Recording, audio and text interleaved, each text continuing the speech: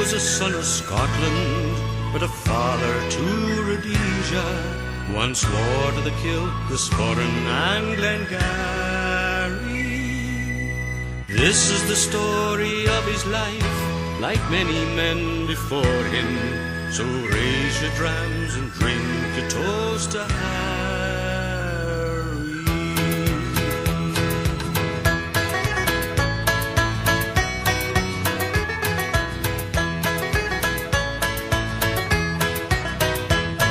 In a tiny village in the Lowther Hills by the name of Wanlick Head, a sturdy Scottish lad, he was born and raised and bred. Was a musty, rugged mining place twixt hills of purple and green, and they sent him down the pit to work when he was in his teens. Then the 1418 war was waged, so he joined the Royal Scots.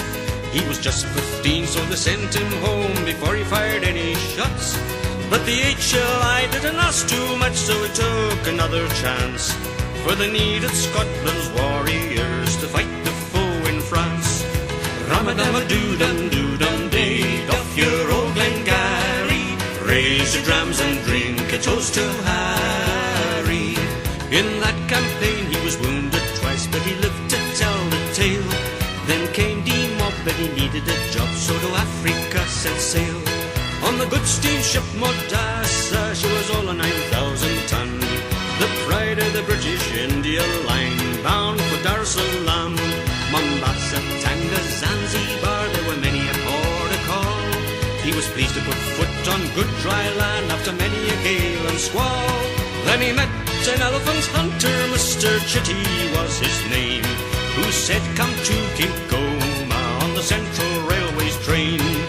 Ram-a-dam-a-doo-dum-doo-dum-day, doff your old Glengarry, raise your drums and ring a toast to Harry. Then down Lake Tanganyika on the Gertsen they did steam, to a place that was once called Bismarckburg, where a few white men had been.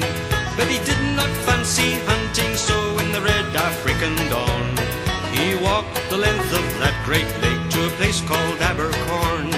Then he heard there was some mining at a place called Broken Hill. It took 5 days to get there, on the way there were many a spill, because of the old black water went south to Bulawayo. When he got well with the Cedarburg, to Shivani he did go. Ram-a-dam-a-doo-dum-doo-dum-day, doff your old Glengarry, raise your drams and drink a toast to Harry.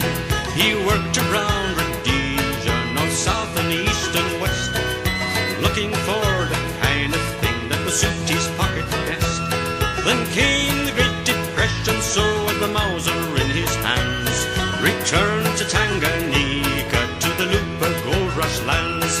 He staked a claim when panning in the Ipacola stream, searching for that nugget that was every digger's dream. But the gold ran out, so he sold his picks and pans to a woman called Rose. What she was gonna do with them, only heaven knows.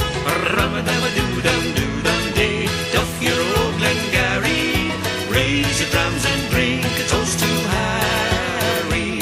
So he travelled north to the Doma, to a place called Kaiserhof, but nothing ever happened there, and soon he had had enough. So back to old Ujiji and the Crystal Lake's white shore, where Livingston and Stanley had met some years before. Sailed off on the Barondanas to Albert Brill's fair harbour, and travelled there to Caballo on the river Lualaba, on a mighty paddle steamer to the railhead at Bacoma.